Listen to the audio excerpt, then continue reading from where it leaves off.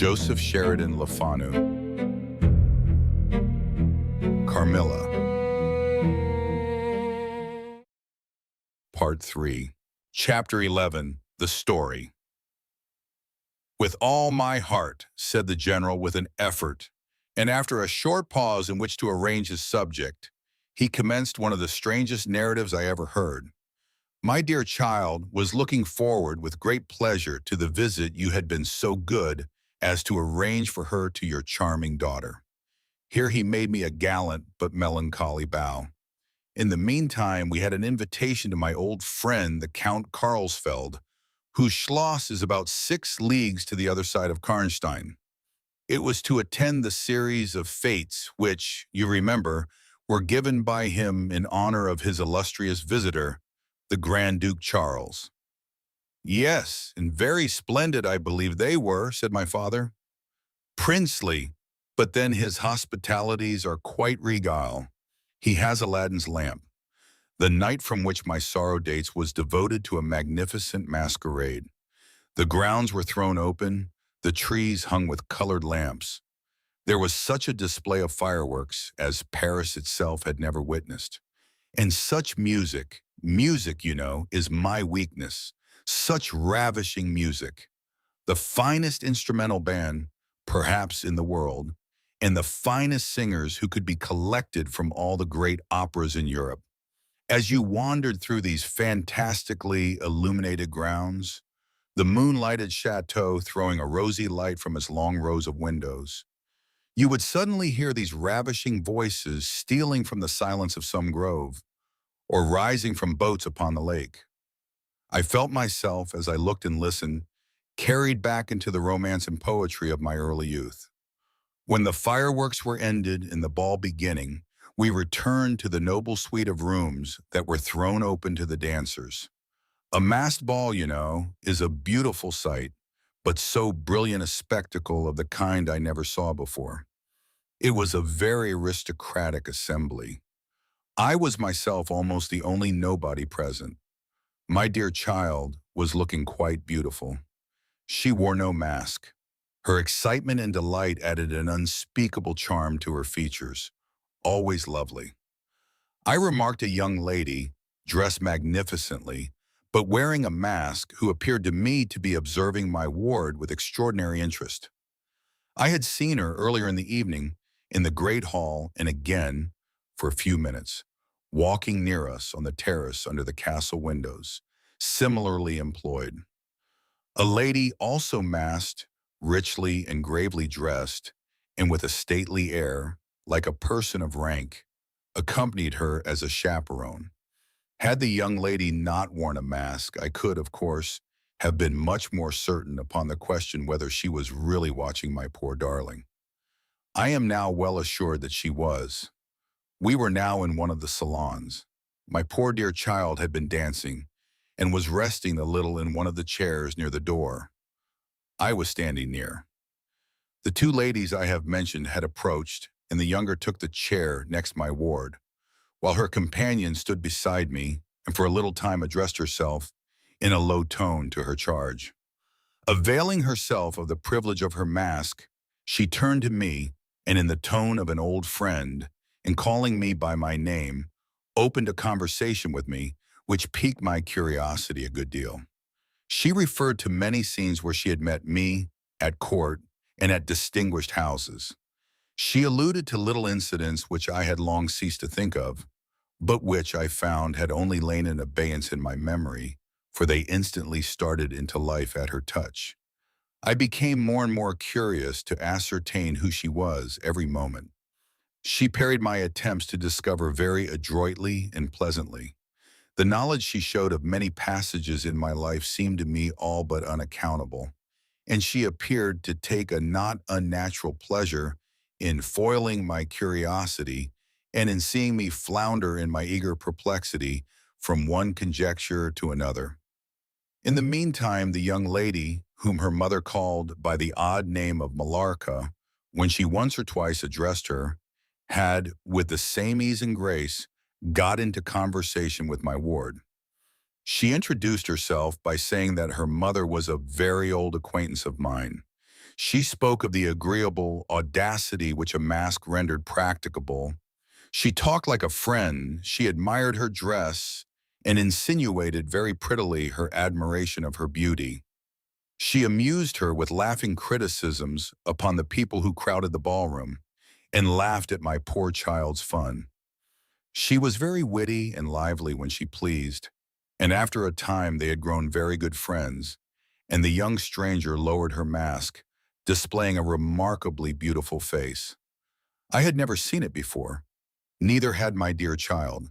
But though it was new to us, the features were so engaging, as well as lovely, that it was impossible not to feel the attraction powerfully. My poor girl did so. I never saw anyone more taken with another at first sight, unless indeed it was the stranger herself, who seemed quite to have lost her heart to her. In the meantime, availing myself of the license of a masquerade, I put not a few questions to the elder lady. "You have puzzled me utterly," I said, laughing. "Is that not enough? Won't you now consent to stand on equal terms and do me the kindness to remove your mask?" "Can any request be more unreasonable?" she replied. "Ask a lady to yield an advantage. Beside, how do you know you should recognize me? Years make changes." "As you see," I said with a bow, and I suppose a rather melancholy little laugh. "As philosophers tell us," she said. "And how do you know that a sight of my face would help you?" "I should take chance for that," I answered. "It is vain trying to make yourself out an old woman. Your figure betrays you. Years, nevertheless, have passed since I saw you, rather since you saw me, for that is what I am considering. Millarca there is my daughter. I cannot then be young, even in the opinion of people whom time has taught to be indulgent, and I may not like to be compared with what you remember me. You have no mask to remove. You can offer me nothing in exchange. My petition is to your pity, to remove it. And mine to yours, to let it stay where it is," she replied. "Well then, at least you will tell me whether you are French or German. You speak both languages so perfectly." "I don't think I shall tell you that, General. You intend to surprise and are meditating the particular point of attack. At all events, you won't deny this," I said, "that being honored by your permission to converse, I ought to know how to address you. Shall I say Madame la Comtesse?" She laughed, and she would no doubt have met me with another evasion, if indeed I can treat any occurrence in an interview, every circumstance of which was prearranged, as I now believe, with the profoundest cunning, as liable to be modified by accident. "As to that," she began, but she was interrupted, almost as she opened her lips, by a gentleman dressed in black, who looked particularly elegant and distinguished, with this drawback, that his face was the most deadly pale I ever saw, except in death. He was in no masquerade, in the plain evening dress of a gentleman, and he said, without a smile but with a courtly and unusually low bow, "Will Madame la Comtesse permit me to say a very few words which may interest her?" The lady turned quickly to him and touched her lip in token of silence. She then said to me, "Keep my place for me, General. I shall return when I have said a few words." And with this injunction, playfully given, she walked a little aside with the gentleman in black and talked for some minutes, apparently very earnestly. They then walked away slowly together in the crowd, and I lost them for some minutes.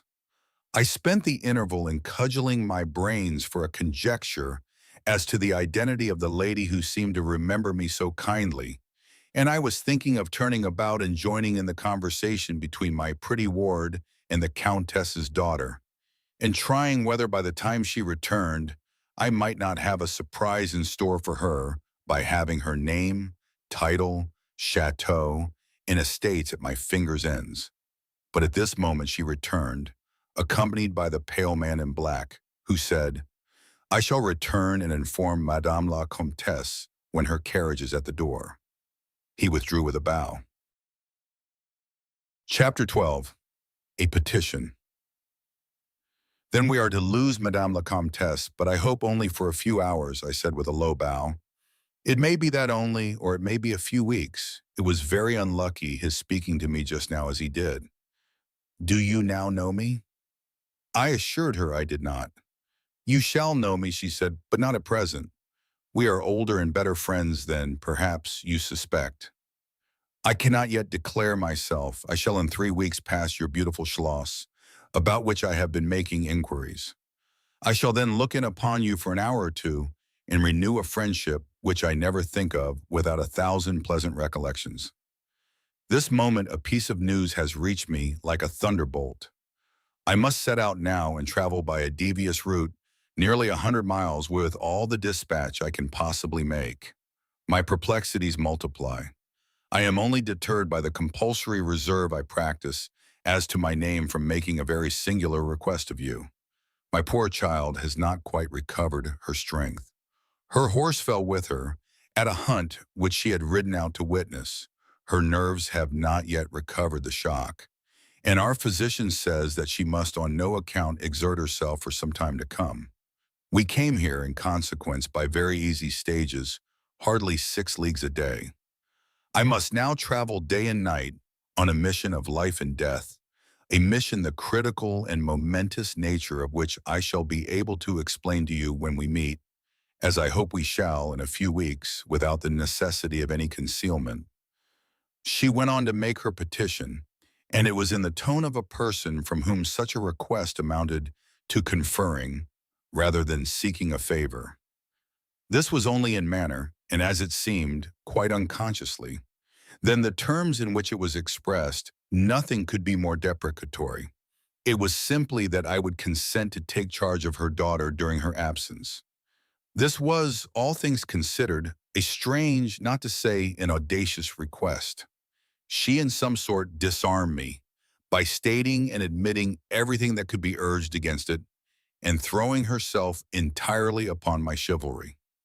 At the same moment, by a fatality that seems to have predetermined all that happened, my poor child came to my side and, in an undertone, besought me to invite her new friend, Millarca, to pay us a visit. She had just been sounding her, and thought, if her mamma would allow her, she would like it extremely. At another time I should have told her to wait a little until, at least, we knew who they were. But I had not a moment to think in. The two ladies assailed me together, and I must confess the refined and beautiful face of the young lady, about which there was something extremely engaging, as well as the elegance and fire of high birth, determined me. And quite overpowered, I submitted and undertook too easily the care of the young lady whom her mother called Millarca. The Countess beckoned to her daughter, who listened with grave attention while she told her, in general terms, how suddenly and peremptorily she had been summoned, and also of the arrangements she had made for her under my care, adding that I was one of her earliest and most valued friends. I made, of course, such speeches as the case seemed to call for, and found myself, on reflection, in a position which I did not half like. The gentleman in black returned, and very ceremoniously conducted the lady from the room. The demeanor of this gentleman was such as to impress me with the conviction that the Countess was a lady of very much more importance than her modest title alone might have led me to assume. Her last charge to me was that no attempt was to be made to learn more about her than I might have already guessed, until her return. Our distinguished host, whose guest she was, knew her reasons.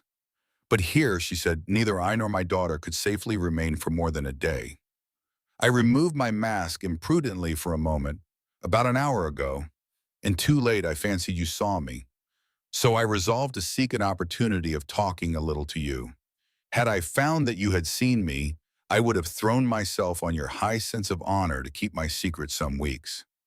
As it is, I am satisfied that you did not see me. But if you now suspect, or on reflection, should suspect, who I am, I commit myself, in like manner, entirely to your honor. My daughter will observe the same secrecy, and I well know that you will from time to time remind her, lest she should thoughtlessly disclose it. She whispered a few words to her daughter, kissed her hurriedly twice, and went away, accompanied by the pale gentleman in black, and disappeared in the crowd. "In the next room," said Malarca, "there is a window that looks upon the hall door. I should like to see the last of Mamma and to kiss my hand to her." We assented, of course, and accompanied her to the window. We looked out and saw a handsome old-fashioned carriage with a troop of couriers and footmen. We saw the slim figure of the pale gentleman in black as he held a thick velvet cloak and placed it about her shoulders and threw the hood over her head. She nodded to him and just touched his hand with hers. He bowed low repeatedly as the door closed and the carriage began to move.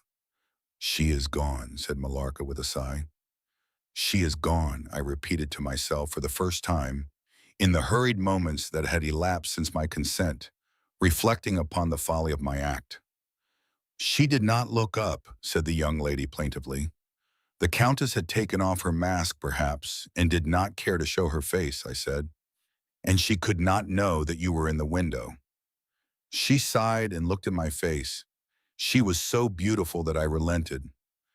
I was sorry I had for a moment repented of my hospitality, and I determined to make her amends for the unavowed churlishness of my reception. The young lady, replacing her mask, joined my ward in persuading me to return to the grounds, where the concert was soon to be renewed. We did so and walked up and down the terrace that lies under the castle windows.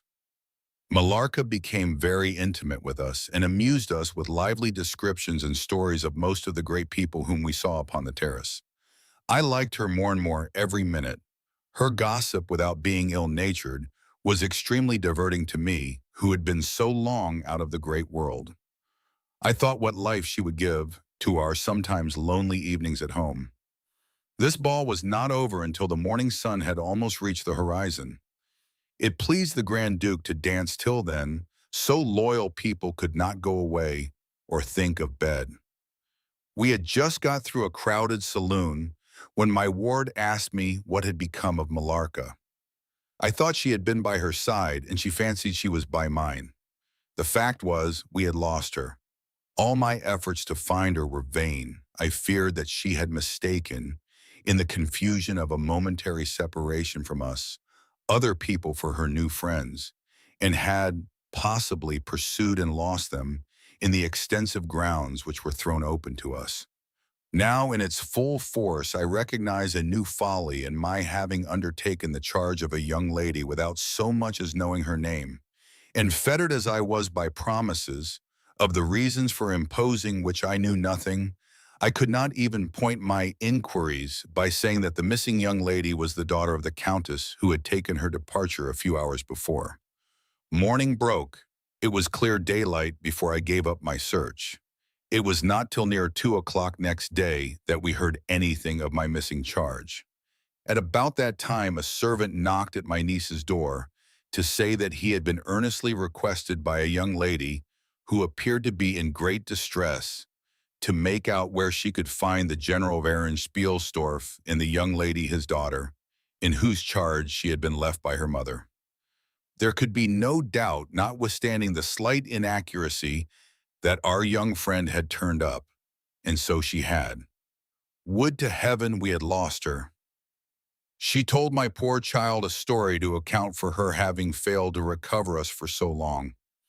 Very late, she said, she had got to the housekeeper's bedroom in despair of finding us, and had then fallen into a deep sleep which, long as it was, had hardly sufficed to recruit her strength after the fatigues of the ball. That day Malarca came home with us.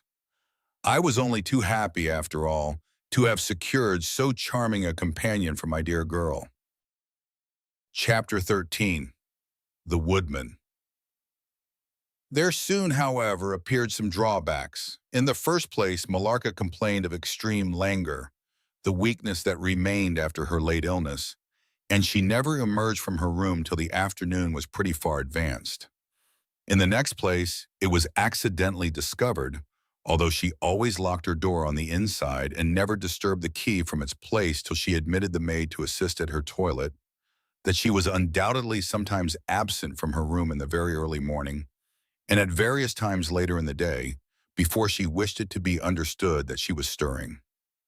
She was repeatedly seen from the windows of the Schloss in the first faint gray of the morning, walking through the trees in an easterly direction and looking like a person in a trance. This convinced me that she walked in her sleep, but this hypothesis did not solve the puzzle. How did she pass out from her room, leaving the door locked on the inside? How did she escape from the house without unbarring door or window? In the midst of my perplexities, an anxiety of a far more urgent kind presented itself. My dear child began to lose her looks and health, and that in a manner so mysterious and even horrible that I became thoroughly frightened. She was at first visited by appalling dreams, then, as she fancied, by a specter, sometimes resembling Malarca, sometimes in the shape of a beast, indistinctly seen, walking round the foot of her bed from side to side. Lastly came sensations. One, not unpleasant, but very peculiar, she said, resembled the flow of an icy stream against her breast. At a later time, she felt something like a pair of large needles pierce her, a little below the throat, with a very sharp pain. A few nights after, followed a gradual and convulsive sense of strangulation. Then came unconsciousness. I could hear distinctly every word the kind old general was saying, because by this time we were driving upon the short grass that spreads on either side of the road as you approach the roofless village, which had not shown the smoke of a chimney for more than half a century. You may guess how strangely I felt as I heard my own symptoms so exactly described in those which had been experienced by the poor girl who, but for the catastrophe which followed, would have been at that moment a visitor at my father's chateau. You may suppose also how I felt as I heard him detail habits and mysterious peculiarities which were, in fact, those of our beautiful guest, Carmilla. A vista opened in the forest. We were on a sudden under the chimneys and gables of the ruined village, and the towers and battlements of the dismantled castle, round which gigantic trees are grouped, overhung us from a slight eminence. In a frightened dream, I got down from the carriage, and in silence, for we had each abundant matter for thinking, we soon mounted the ascent and were among the spacious chambers, winding stairs, and dark corridors of the castle. "And this was once the palatial residence of the Karnsteins," said the old general at length, as from a great window he looked out across the village and saw the Wusterhausen undulating expanse of forest. "It was a bad family, and here its blood-stained annals were written," he continued. "It is hard that they should, after death, continue to plague the human race with their atrocious lusts. That is the chapel of the Karnsteins, down there." He pointed down to the gray walls of the Gothic building, partly visible through the foliage, a little way down the steep. "And I hear the axe of a woodman," he added, "busy among the trees that surround it. He possibly may give us the information of which I am in search, and point out the grave of Mircalla, Countess of Karnstein. These rustics preserve the local traditions of great families, whose stories die out among the rich and titled so soon as the families themselves become extinct. We have a portrait at home of Mircalla, the Countess Karnstein. Should you like to see it?" asked my father. "Time enough, dear friend," replied the general. "I believe that I have seen the original, and one motive which has led me to you earlier than I at first intended was to explore the chapel which we are now approaching." "What? See the Countess Mircalla?" exclaimed my father. "Why, she has been dead more than a century." "Not so dead as you fancy, I am told," answered the general. "I confess, General, you puzzle me utterly," replied my father. Looking at him, I fancied, for a moment, with a return of the suspicion I detected before. But although there was anger and detestation, at times in the old general's manner, there was nothing flighty. "There remains to me," he said, as we passed under the heavy arch of the Gothic church, for its dimensions would have justified its being so styled, "but one object which can interest me during the few years that remain to me on earth, and that is to wreak on her the vengeance which, I thank God, may still be accomplished by a mortal arm." "What vengeance can you mean?" asked my father in increasing amazement.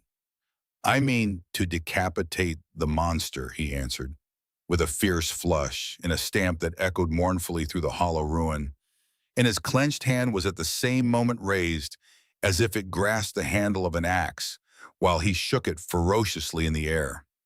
"What?" exclaimed my father, more than ever bewildered. "To strike her head off." "Cut her head off, aye, with a hatchet, with a spade, or with anything that can cleave through her murderous throat.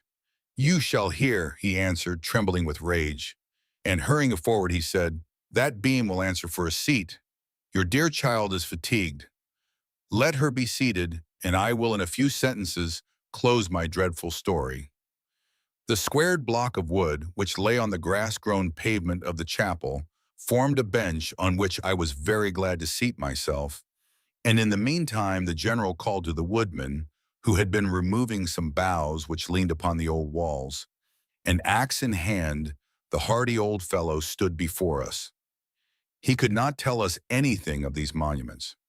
But there was an old man, he said, a ranger of this forest, at present sojourning in the house of the priest, about 2 miles away, who could point out every monument of the old Karnstein family. And for a trifle he undertook to bring him back with him if we would lend him one of our horses in little more than half an hour. "Have you been long employed about this forest?" asked my father of the old man. "I have been a woodman here," he answered in his patois, "under the forester, all my days. So has my father before me, and so on, as many generations as I can count up. I could show you the very house in the village here, in which my ancestors lived." "How came the village to be deserted?" asked the general. "It was troubled by revenants, sir. Several were tracked to their graves, there detected by the usual tests, and extinguished in the usual way, by decapitation, by the stake, and by burning, but not until many of the villagers were killed. But after all these proceedings according to law," he continued, "so many graves opened, and so many vampires deprived of their horrible animation, the village was not relieved. But a Moravian nobleman who happened to be traveling this way heard how matters were, and being skilled, as many people are in his country, in such affairs, he offered to deliver the village from its tormentor. He did so thus. There being a bright moon that night, he ascended, shortly after sunset, the towers of the chapel here from whence he could distinctly see the churchyard beneath him. You can see it from that window. From this point he watched until he saw the vampire come out of his grave, and placed near it the linen clothes in which he had been folded, and then glide away towards the village to plague its inhabitants. The stranger, having seen all this, came down from the steeple, took the linen wrappings of the vampire, and carried them up to the top of the tower, which he again mounted. When the vampire returned from his prowlings and missed his clothes, he cried furiously to the Moravian, whom he saw at the summit of the tower, and who, in reply, beckoned him to ascend and take them. Whereupon the vampire, accepting his invitation, began to climb the steeple, and so soon as he had reached the battlements, the Moravian, with a stroke of his sword, clove his skull in twain, hurling him down to the churchyard, whither, descending by the winding stairs, the stranger followed and cut his head off, and next day delivered it in the body to the villagers, who duly impaled and burnt them. This Moravian nobleman had authority from the then head of the family to remove the tomb of Michaela, Countess Karnstein, which he did effectually so that in a little while its site was quite forgotten. "Can you point out where it stood?" asked the general eagerly. The forester shook his head and smiled. "Not a soul living could tell you that now," he said. "Besides, they say her body was removed, but no one is sure of that either." Having thus spoken, as time pressed, he dropped his axe and departed, leaving us to hear the remainder of the general's strange story. Chapter 14. The Meeting. "My beloved child," he resumed, was now growing rapidly worse. The physician who attended her had failed to produce the slightest impression on her disease, for such I then supposed it to be. He saw my alarm and suggested a consultation. I called in an abler physician from Graz. Several days elapsed before he arrived. He was a good and pious, as well as a learned man. Having seen my poor ward together, they withdrew to my library to confer and discuss. I, from the adjoining room where I awaited their summons, heard these two gentlemen's voices raised in something sharper than a strictly philosophical discussion. I knocked at the door and entered. I found the old physician from Graz maintaining his theory. His rival was combating it with undisguised ridicule, accompanied with bursts of laughter. This unseemly manifestation subsided, and the altercation ended on my entrance. "Sir," said my first physician, "my learned brother seems to think that you want a conjurer and not a doctor." "Pardon me," said the old physician from Graz, looking displeased. "I shall state my own view of the case in my own way another time. I grieve, Monsieur le General, that by my skill in science I can be of no use. Before I go, I shall do myself the honor to suggest something to you." He seemed thoughtful and sat down at a table and began to write. Profoundly disappointed, I made my bow, and as I turned to go, the other doctor pointed over his shoulder to his companion who was writing, and then, with a shrug, significantly touched his forehead. This consultation, then, left me precisely where I was. I walked out into the grounds, all but distracted. The doctor from Graz, in 10 or 15 minutes, overtook me. He apologized for having followed me, but said that he could not conscientiously take his leave without a few words more. He told me that he could not be mistaken. No natural disease exhibited the same symptoms, and that death was already very near. There remained, however, a day or possibly two of life. If the fatal seizure were at once arrested, with great care and skill her strength might possibly return, but all hung now upon the confines of the irrevocable. One more assault might extinguish the last spark of vitality which is, every moment, ready to die. "And what is the nature of the seizure you speak of?" I entreated. "I have stated all fully in this note, which I place in your hands upon the distinct condition that you send for the nearest clergyman and open my letter in his presence, and on no account read it till he is with you. You would despise it else, and it is a matter of life and death. Should the priest fail you, then indeed you may read it." He asked me before taking his leave finally whether I would wish to see a man curiously learned upon the very subject, which, after I had read his letter, would probably interest me above all others, and he urged me earnestly to invite him to visit him there, and so took his leave. The ecclesiastic was absent, and I read the letter by myself. At another time, or in another case, it might have excited my ridicule. But into what quackeries will not people rush for a last chance where all accustomed means have failed, and the life of a beloved object is at stake? Nothing, you will say, could be more absurd than the learned man's letter. It was monstrous enough to have consigned him to a madhouse. He said that the patient was suffering from the visits of a vampire. The punctures which he described as having occurred near the throat and were, he insisted, the insertion of those two long, thin, and sharp teeth which, it is well known, are peculiar to vampires. And there could be no doubt, he added, as to the well-defined presence of the small, livid mark which all concurred in describing as that induced by the demon's lips. And every symptom described by the sufferer was in exact conformity with those recorded in every case of a similar visitation. Being myself wholly skeptical as to the existence of any such portent as the vampire, the supernatural theory of the good doctor furnished, in my opinion, but another instance of learning and intelligence oddly associated with some hallucination. I was so miserable, however, that, rather than try nothing, I acted upon the instructions of the letter. I concealed myself in the dark dressing room that opened upon the poor patient's room, in which a candle was burning, and watched there till she was fast asleep. I stood at the door, peeping through the small crevice, my sword laid on the table beside me, as my directions prescribed, until, a little after 1, I saw a large black object, very ill-defined, crawl, as it seemed to me, over the foot of the bed, and swiftly spread itself up to the poor girl's throat, where it swelled in a moment into a great palpitating mass. For a few moments I had stood petrified. I now sprang forward with my sword in my hand. The black creature suddenly contracted toward the foot of the bed, glided over it, and standing on the floor about a yard below the foot of the bed, with a glare of skulking ferocity and horror fixed on me, I saw Millarca. Speculative, I know not what. I struck at her instantly with my sword, but I saw her standing near the door, unscathed. Horrified, I pursued and struck again. She was gone, and my sword flew to shivers against the door. I can't describe to you all that passed on that horrible night. The whole house was up and stirring. The specter Millarca was gone, but her victim was sinking fast, and before the morning dawn, she died.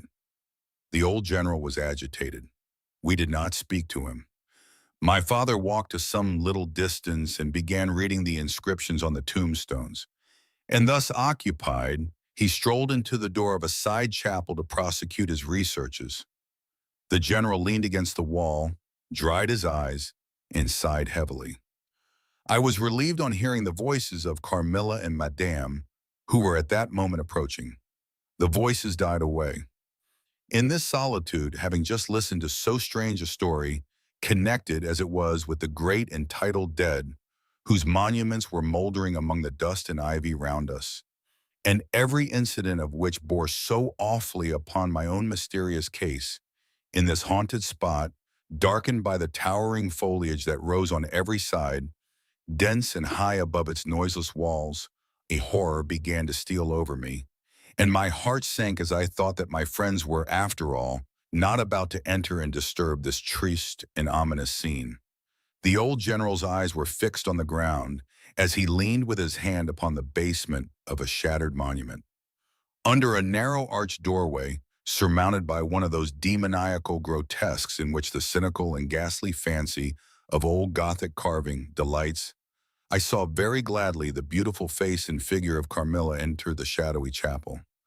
I was just about to rise and speak, and nodded smiling, in answer to her peculiarly engaging smile, when with a cry, the old man by my side caught up the woodman's hatchet and started forward. On seeing him, a brutalized change came over her features. It was an instantaneous and horrible transformation, as she made a crouching step backwards. Before I could utter a scream, he struck at her with all his force, but she dived under his blow and unscathed, caught him in her tiny grasp by the wrist.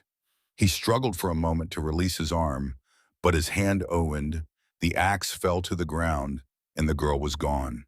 He staggered against the wall.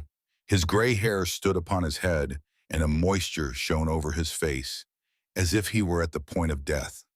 The frightful scene had passed in a moment. The first thing I recollect after is Madame standing before me and impatiently repeating again and again the question, "Where is Mademoiselle Carmilla?" I answered at length, "I don't know, I can't tell. She went there," and I pointed to the door through which Madame had just entered, only a minute or two since. "But I have been standing there in the passage ever since Mademoiselle Carmilla entered, and she did not return." She then began to call Carmilla, through every door and passage and from the windows, but no answer came. "She called herself Carmilla?" asked the general, still agitated. "Carmilla, yes," I answered. He said, "that is Millarca. That is the same person who long ago was called Mircalla, Countess Karnstein. Depart from this accursed ground, my poor child, as quickly as you can. Drive to the clergyman's house and stay there till we come. Be gone, may you never behold Carmilla more. You will not find her here." Chapter 15. Ordeal and Execution. As he spoke, one of the strangest-looking men I ever beheld entered the chapel at the door through which Carmilla had made her entrance and her exit. He was tall, narrow-chested, stooping with high shoulders, and dressed in black. His face was brown and dried in with deep furrows. He wore an oddly shaped hat with a broad leaf. His hair, long and grizzled, hung on his shoulders. He wore a pair of gold spectacles and walked slowly with an odd, shambling gait, with his face sometimes turned up to the sky and sometimes bowed down towards the ground, seemed to wear a perpetual smile. His long, thin arms were swinging, and his lank hands in old black gloves, ever so much too wide for them, waving and gesticulating in utter abstraction. "The very man," exclaimed the general, advancing with manifest delight. "My dear Baron, how happy I am to see you. I had no hope of meeting you so soon." He signed to my father, who had by this time returned, and leading the fantastic old gentleman, whom he called the Baron, to meet him. He introduced him formally, and they at once entered into earnest conversation. The stranger took a roll of paper from his pocket and spread it on the worn surface of a tomb that stood by. He had a pencil case in his fingers, with which he traced imaginary lines from point to point on the paper, which from their often glancing from it, together at certain points of the building, I concluded to be a plan of the chapel. He accompanied what I may term his lecture with occasional readings from a dirty little book, whose yellow leaves were closely written over.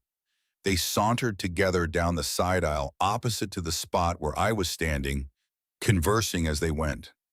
Then they began measuring distances by paces, and finally they all stood together, facing a piece of the sidewall, which they began to examine with great minuteness, pulling off the ivy that clung over it, and rapping the plaster with the ends of their sticks, scraping here and knocking there. At length they ascertained the existence of a broad marble tablet with letters carved in relief upon it. With the assistance of the woodman, who soon returned, a monumental inscription and carved escutcheon were disclosed. They proved to be those of the long-lost monument of Mircalla, Countess Karnstein. The old general, though not, I fear, given to the praying mood, raised his hands and eyes to heaven in mute thanksgiving for some moments. "Tomorrow," I heard him say, "the commissioner will be here, and the inquisition will be held according to law." Then turning to the old man with the gold spectacles, whom I have described, he shook him warmly by both hands and said, "Baron, how can I thank you? How can we all thank you? You will have delivered this region from a plague that has scourged its inhabitants for more than a century. The horrible enemy, thank God, is at last tracked."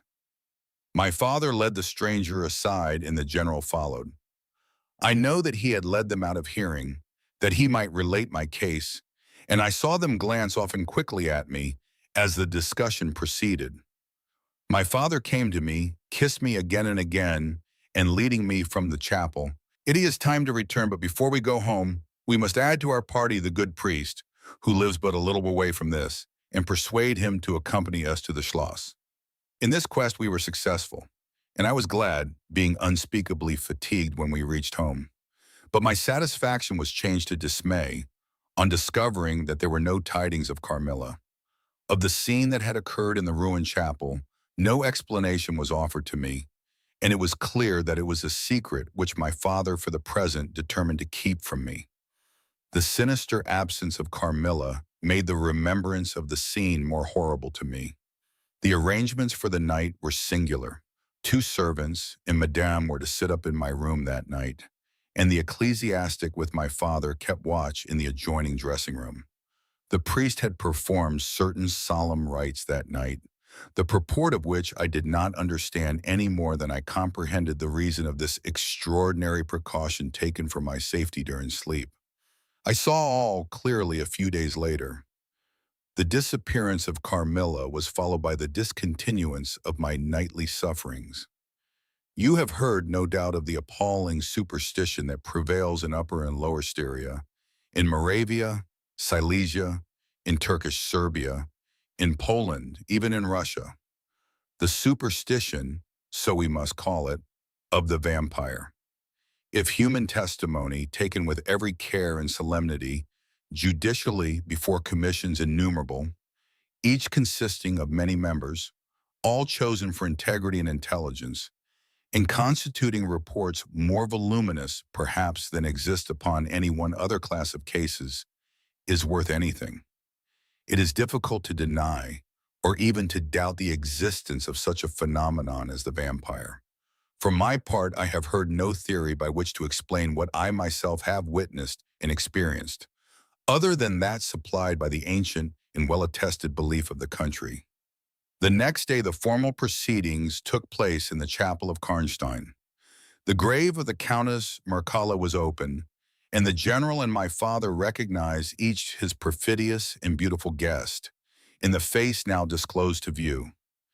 The features, though 150 years had passed since her funeral, were tinted with the warmth of life. Her eyes were open, no cadaverous smell exhaled from the coffin. The two medical men, one officially present, the other on the part of the promoter of the inquiry, attested the marvelous fact that there was a faint but appreciable respiration and a corresponding action of the heart. The limbs were perfectly flexible, the flesh elastic, and the leaden coffin floated with blood, in which to a depth of 7 inches the body lay immersed. Here then were all the admitted signs and proofs of vampirism. The body, therefore, in accordance with the ancient practice, was raised, and a sharp stake driven through the heart of the vampire, who uttered a piercing shriek at the moment, in all respects such as might escape from a living person in the last agony. Then the head was struck off, and a torrent of blood flowed from the severed neck. The body and head was next placed on a pile of wood and reduced to ashes, which were thrown upon the river and borne away, and that territory has never since been plagued by the visits of a vampire. My father has a copy of the report of the Imperial Commission, with the signatures of all who were present at these proceedings, attached in verification of the statement. It is from this official paper that I have summarized my account of this last shocking scene. Chapter 16. Conclusion. I write all this, you suppose, with composure, but far from it. I cannot think of it without agitation. Nothing but your earnest desire so repeatedly expressed could have induced me to sit down to a task that has unstrung my nerves for months to come, and reinduced a shadow of the unspeakable horror, which years after my deliverance continued to make my days and nights dreadful, and solitude insupportably terrific. Let me add a word or two about that quaint Baron Vordenberg, to whose curious lore we were indebted for the discovery of the Countess Mircalla's grave. He had taken up his abode in Graz, where, living upon a mere pittance, which was all that remained to him of the once princely estates of his family, in Upper Styria, he devoted himself to the minute and laborious investigation of the marvelously authenticated tradition of vampirism. He had at his fingers' ends all the great and little works upon the subject. Magia Postuma, Phlegon de Mirabilibus, Augustinus de Cura pro Mortuis, Philosophicae et Christianae Cogitationes de Vampiris, by John Christopher Herrenberg, and 1,000 others, among which I remember only a few of those which he lent to my father. He had a voluminous digest of all the judicial cases, from which he had extracted a system of principles that appeared to govern, some always, and others occasionally only, the condition of the vampire. I may mention in passing that the deadly pallor attributed to that sort of revenants is a mere melodramatic fiction. They present in the grave, and when they show themselves in human society, the appearance of healthy life. When disclosed to light in their coffins, they exhibit all the symptoms that are enumerated as those which prove the vampire life of the long-dead Countess Karnstein. How they escape from their graves and return to them for certain hours every day, without displacing the clay or leaving any trace of disturbance in the state of the coffin or the cerements, has always been admitted to be utterly inexplicable. The amphibious existence of the vampire sustained by daily renewed slumber in the grave. Its horrible lust for living blood supplies the vigor of its waking existence. The vampire is prone to be fascinated with an engrossing vehemence, resembling the passion of love, by particular persons. In pursuit of these, it will exercise inexhaustible patience and stratagem, for access to a particular object may be obstructed in 100 ways. It will never desist until it has satiated its passion and drained the very life of its coveted victim. But it will, in these cases, husband and protract its murderous enjoyment with the refinement of an epicure, and heighten it by the gradual approaches of an artful courtship. In these cases, it seems to yearn for something like sympathy and consent. In ordinary ones, it goes direct to its object, overpowers with violence, and strangles and exhausts often at a single feast. The vampire is apparently subject, in certain situations, to special conditions. In the particular instance of which I have given you a relation, Mircalla seemed to be limited to a name which, if not her real one, should at least reproduce, without the omission or addition of a single letter, those, as we say anagrammatically, which compose it. Carmilla did this. So did Millarca. My father related to the Baron Vordenberg, who remained with us for 2 or 3 weeks after the expulsion of Carmilla, the story about the Moravian nobleman and the vampire at Karnstein churchyard, and then he asked the Baron how he had discovered the exact position of the long-concealed tomb of the Countess Mircalla. The Baron's grotesque features puckered up into a mysterious smile. He looked down, still smiling on his worn spectacle case, and fumbled with it. Then looking up, he said, "I have many journals and other papers written by that remarkable man. The most curious among them is one treating of the visit of which you speak to Karnstein. The tradition, of course, discolors and distorts a little. He might have been termed a Moravian nobleman, for he had changed his abode to that territory and was, beside, a noble. But he was, in truth, a native of Upper Styria. It is enough to say that in very early youth he had been a passionate and favored lover of the beautiful Mircalla, Countess Karnstein. Her early death plunged him into inconsolable grief. It is the nature of vampires to increase and multiply, but according to an ascertained and ghostly law. Assume at starting a territory perfectly free from that pest. How does it begin and how does it multiply itself? I will tell you. A person more or less wicked puts an end to himself. A suicide under certain circumstances becomes a vampire. That specter visits living people in their slumbers. They die, and almost invariably in the grave, develop into vampires. This happened in the case of the beautiful Mircalla, who was haunted by one of those demons. My ancestor, Vordenberg, whose title I still bear, soon discovered this, and in the course of the studies to which he devoted himself, learned a great deal more. Among other things, he concluded that suspicion of vampirism would probably fall, sooner or later, upon the dead countess, who in life had been his idol. He conceived a horror, be she what she might, of her remains being profaned by the outrage of a posthumous execution. He has left a curious paper to prove that the vampire, on its expulsion from its amphibious existence, is projected into a far more horrible life, and he resolved to save his once beloved Mircalla from this. He adopted the stratagem of a journey here, a pretended removal of her remains, and a real obliteration of her monument. When age had stolen upon him, and from the veil of years he looked back on the scenes he was leaving, he considered, in a different spirit, what he had done, and a horror took possession of him. He made the tracings and notes which have guided me to the very spot, and drew up a confession of the deception that he had practiced. If he had intended any further action in this matter, death prevented him, and the hand of a remote descendant has, too late for many, directed the pursuit to the lair of the beast. We talked a little more, and among other things he said was this: one sign of the vampire is the power of the hand. The slender hand of Mircalla closed like a vice of steel on the general's wrist when he raised the hatchet to strike. But its power is not confined to its grasp. It leaves a numbness in the limb it seizes, which is slowly, if ever, recovered from. The following spring, my father took me a tour through Italy. We remained away for more than a year. It was long before the terror of recent events subsided, and to this hour the image of Carmilla returns to memory with ambiguous alternations. Sometimes the playful, languid, beautiful girl, sometimes the writhing fiend I saw in the ruined church, and often from a reverie I have started, fancying I heard the light step of Carmilla at the drawing room door. The end.